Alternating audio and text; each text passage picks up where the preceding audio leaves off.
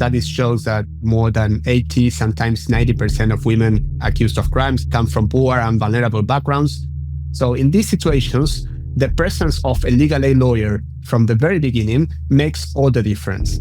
It allows us as defenders to bring the light to the abuse, the trafficking, the migration issues, so the full context of these women's or girls' lives. That is why early access to legal aid can be the difference between freedom and maybe years behind bars, especially for women. This is the Women Beyond Walls podcast, and I'm lawyer and activist Sabrina Matani. Around the world, nearly 1 million women are behind bars, and that number is rising. Often, this is not for serious crimes, but because they are poor, because they've survived violence, or because the system failed them long before a conviction. Stand up. We've got to stand up. You're listening to a minisode, a short, powerful deep dive exploring key themes from our main episodes. Today I'm speaking with Nicolás Laino, an Argentinian lawyer and human rights advocate. He works on criminal justice and legal aid issues, supporting UN programs around the world and mentoring defense lawyers through the International Legal Foundation. We talk about how poverty, gender-based violence, and inequality often criminalize women and the important role of gender-sensitive legal defense. Nicolás shares his experience defending women in Argentina and training lawyers globally to provide early, fair, and holistic access to justice. Nicolás, it's such a pleasure to have you on the Women Beyond Walls podcast. Your work as a defense lawyer in Argentina and your work training defense lawyers across the world has been so critical to supporting best justice outcomes for women. What made you decide to become a lawyer and in particular a defense lawyer? Well, it's truly a privilege to be here. I'm a huge fan of this podcast series and I feel deeply honored to have been invited. So I think I started with something quite personal. Even as a teenager, I couldn't tolerate injustice. Whenever there was a dispute, I would always side with the person who seemed weaker or who had fewer arguments to defend themselves. But there is also, I think, a historical dimension that shaped me and many in my generation in Argentina. As you may know, I was born during the transition from a brutal military dictatorship to democracy. In those years, thousands of people were tortured and disappeared in my country. Some of my schoolmates' parents and grandparents were among the disappeared. Cousins of my parents had to flee into exile. And even today, people of my age are still discovering their true identities because they were taken from their mothers at birth in clandestine detention centers. And that is why I became a lawyer and why I dedicated much of my career to be a public defender. Because in public defense, every day you are standing with people who are ignored by society and who desperately need someone to fight for their rights. Thank you so much, Nicolás. And it's really inspiring to hear how you had this real innate sense of justice from being a young child. And also, as you mentioned, how the really terrible history that Argentina went through really shaped you. Just for listeners who might be new to this topic, could you explain what a public defender is? And do most countries have this system? Yeah, a public defender is a state-funded lawyer who is a public official mainly. And it's a system that is broadly used along many countries, especially in my region, where I come from, in Latin America. This is the main system to provide legal aid. In some other regions of the world, there are different systems, other systems, but the public defender system is widely used in Latin America. So it's basically a state-funded legal aid provider. Nicolás did much of this work as a public defender, a lawyer the government provides for people who can't afford one. In Latin America, this is the main way marginalized communities obtain access to justice, though other countries have different systems. You spent quite a lot of your time as a public defender working with women in prison, and Argentina has around 4,000 women in prison. How does the combination of poverty and violence lead to women's imprisonment in Argentina? Yeah, research in Argentina makes the connection very clear. There is one study, quite recent study of 230 imprisoned women, which about 40% of them had experienced violence from a partner or a family member, and 15% had been raped at least once before their incarceration. Around 10% were actually charged of having committed crimes against their partners. And we believe that these figures might be higher in reality because many women don't feel comfortable reporting these experiences. And then there is the economic side. According to our empirical data, nearly 87% of women in federal prisons in Argentina were accused of committing crimes driven by economic necessity, often drug trafficking or theft. Most of these women come from very poor backgrounds with little education, and many became mothers at a very young age. They are often the heads of single-parent households and the main source of income for their families. So when you look at these numbers together, gender-based violence, poverty, single motherhood, and unemployment, you see how structural inequality creates the conditions for women's imprisonments. And I should say, while these statistics come from Argentina, in my work, I have seen the same dynamics across Latin America and most of the world. Women are criminalized not just for what they did, but for the social and economical vulnerabilities they carry. Absolutely. And Women Beyond Walls put out a report this year with Penal Reform International called From Poverty to Punishment. And it finds so many similar findings as you just described in Argentina, that women are being criminalized for being poor and for gender discrimination and for so many of these sort of societal barriers. And that figure is just so high that 87% of women are imprisoned due to economic necessity. It's so alarming and concerning. You mentioned that violence is a key theme behind why women go to prison in Argentina. And actually, that's been a recurring theme throughout this podcast, how violence and abuse are key drivers behind women's imprisonment. As a public defender, you represented many women who killed their abusive partners. Can you share some of their stories? Yes, of course. I can remember those cases very well. So let me tell you about one case, which was a woman I defended not much time ago. I'll call her Shay. She was 40 years old and she had lived for years with an abusive partner who was twice her size. She had reported violence at least 3 times, if I'm not wrong, to the police, but she never received protection from the state or from the courts. One night he came home drunk and he demanded sex. When she refused, he threatened to tie her up and force her, as he had done in the past. So terrified, she grabbed a very small kitchen knife and stabbed him. He died, and it was she who called the police, crying and, in shock. So she was immediately placed in pretrial detention. At the first hearing, I asked for the case to be dismissed on the ground of self-defense, but the judge refused, saying that there were no witnesses to confirm her story, and that since she had no visible injuries, the legal standard for self-defense did not apply to this case. So this shows, I think, a serious limitation of our penal code, which still requires the defense to be strictly contemporaneous with an attack.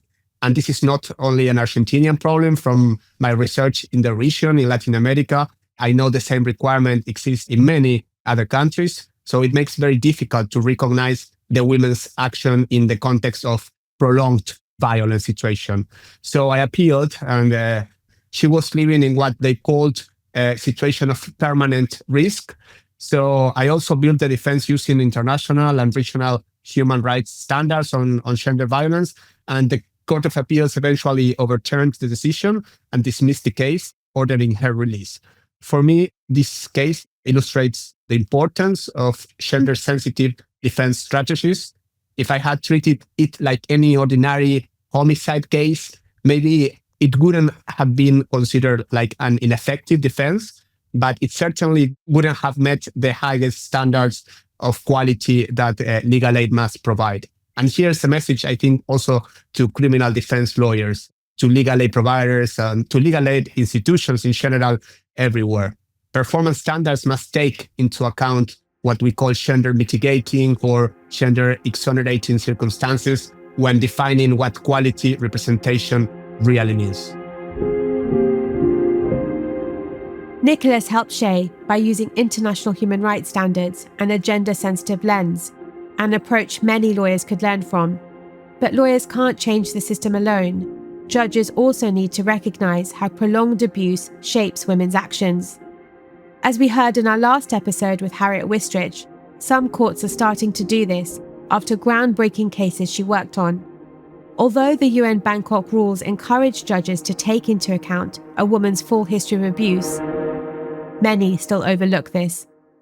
Did you find that through your work, the judges became more open to considering women's histories of violence in these kinds of cases?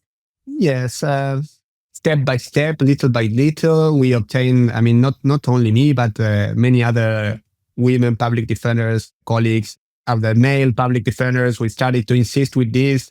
Also, there was a huge presence of these matters in the media. So judges started to be studied why they decided much more than in the past. So I think there was a kind of momentum, maybe in the last, I would say from 2015 until now, in the last 10 years, where judges cannot do whatever maybe they did in the past and they just disregarded everything. It doesn't mean that sexist decisions are not happening. I think they are still happening, but I think there is a kind of more openness from the justice system, even from male judges, to consider this situation. So I think it was not a revolution, but at least step by step, some wins in this sense have been achieved. And it's really important how you raise the role of the media. And for all journalists listening to this podcast, there's also a role for you here too, in the way you portray these cases and not portraying them in a sensationalist way, but also looking at the history behind what happens. In some countries, they have gone on now to create gender responsive defenses for the situation where women might kill an abusive partner. I don't know about you, but when I trained as a lawyer, which is, many years ago now, but there was no thought about thinking about women in the justice system. I had no special classes around it, no consideration of it at all. And I think it's so essential that we don't treat the criminal justice system as homogenous and we really think about women's treatment by the justice system, but also how to better serve women as lawyers. Something that inspired me from Argentina recently was meeting Nora Calandra, a formerly incarcerated woman who has recently been appointed the Subsecretary of Labour and Community Inclusion of People in Conflict with the Law at the Ministry of Justice and Human Rights in Buenos Aires. The role focuses on providing support to people released from prison. Why do you think it's important to involve people with lived experience in policy-making positions? It's essential for two reasons that work together. First, it's dignified employment that helps break stigma after prison. Second, and equally important, people with lived experience understand the system from the inside out. They know what works and what fails in real life. In Argentina, we've seen this not only with Nora's appointment, but also in several municipalities that have hired formerly incarcerated people and family members of people in prison to lead this post-release support. So the policies immediately get better, more practical, more humane, more effective. And there is a group that is almost invisible in the conversation, who are the relatives, especially women who stand in those visiting lines.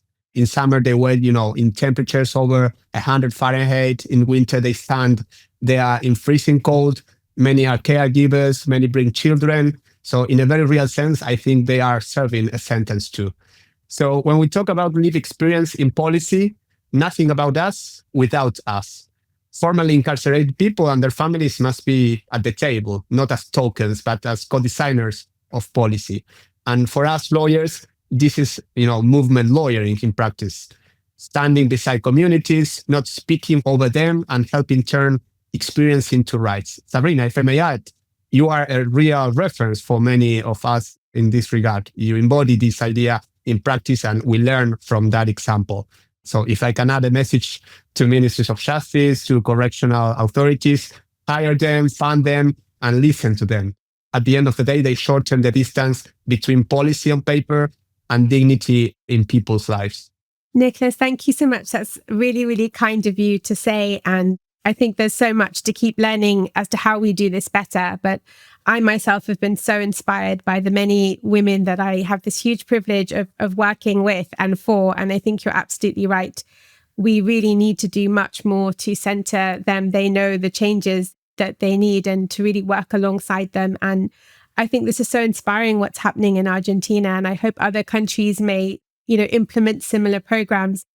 Nicolás, you now spend a lot of your time training other criminal justice professionals across the world with the UN and the International Legal Foundation. Why is it so critical to have access to legal representation early on? And how can this make a critical difference for women? Early access to legal aid is absolutely critical, especially for women. Globally, studies show that more than 80, sometimes 90% of women accused of crimes, as we talked before, come from poor and vulnerable backgrounds. So for them, state-funded legal aid is the only way to have a lawyer at all.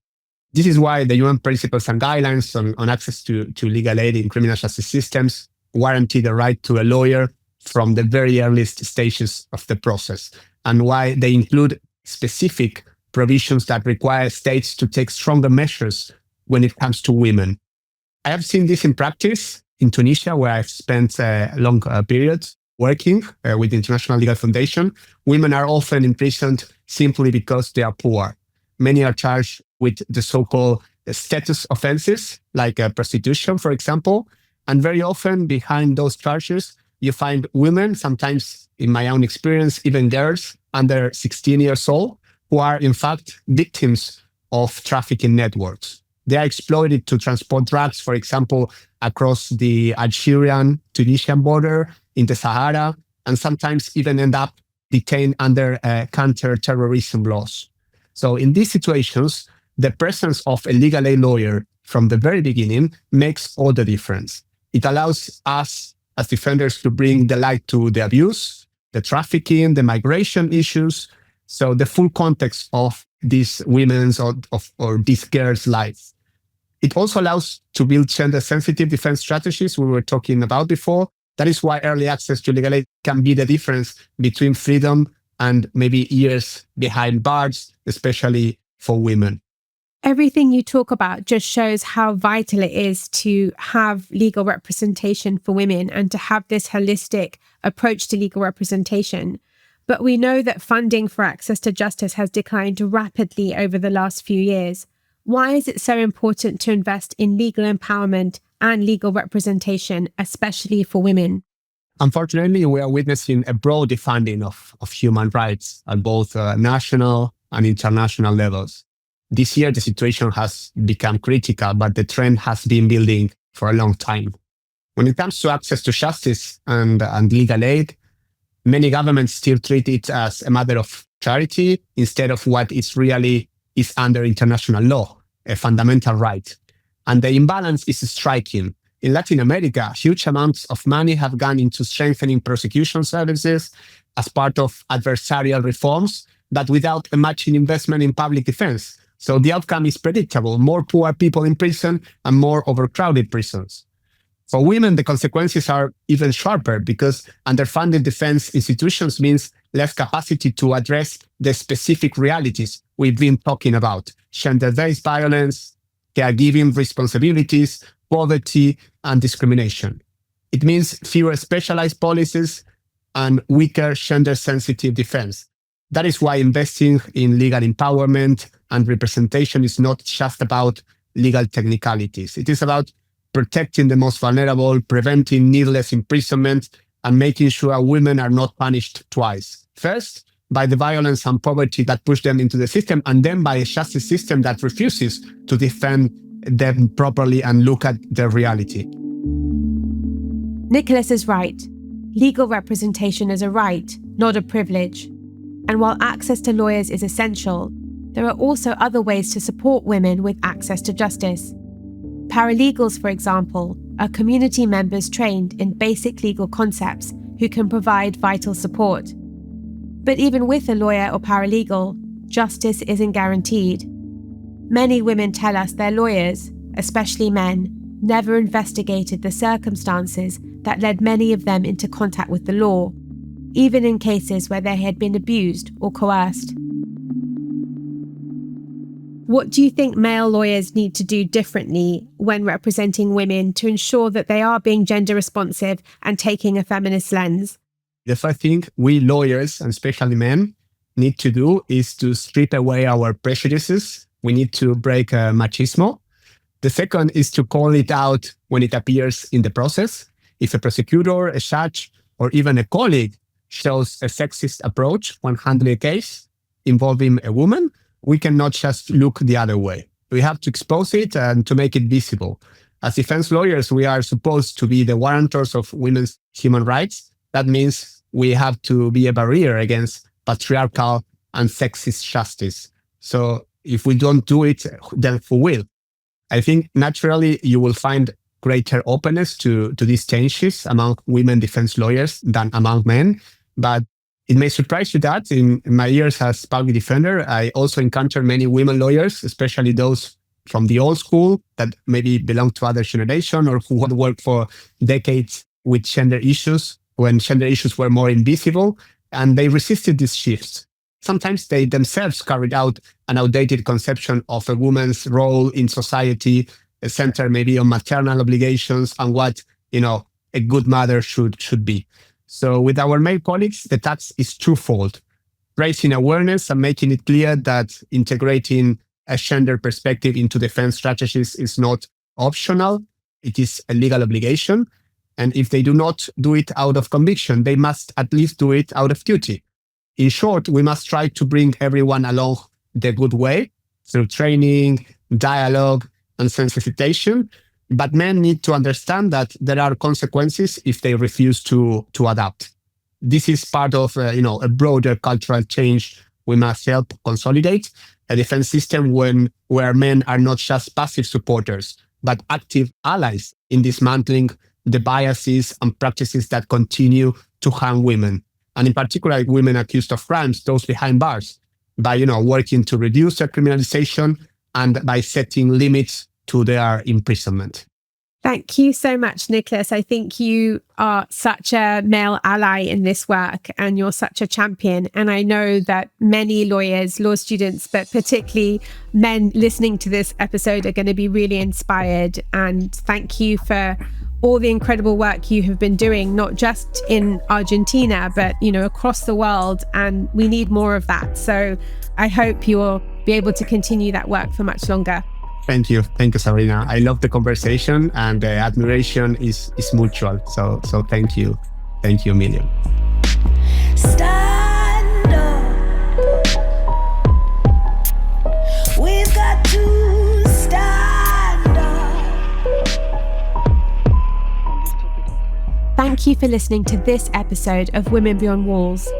To find out more about Nicolás Laino or about gender-based violence, poverty, and criminalization, visit our website at womenbeyondwalls.org. This episode is edited by Human Group Media, a podcast company for social change and impact. To learn more about their work, please visit humangroupmedia.com. On this episode, we are thankful for the assistance of Laura Cook as executive producer and to Lady Unchained and Miri for the use of their song, which accompanies all podcast episodes in the series. If you love the song as much as we do, visit unchained.org.uk. Unchained runs an artistic mentoring platform for people with lived experience of the criminal legal system. If you enjoyed this episode of Women Beyond Walls, we encourage you to pass it on and share with friends. And if you have time, we would really appreciate your reviews on your podcast platform.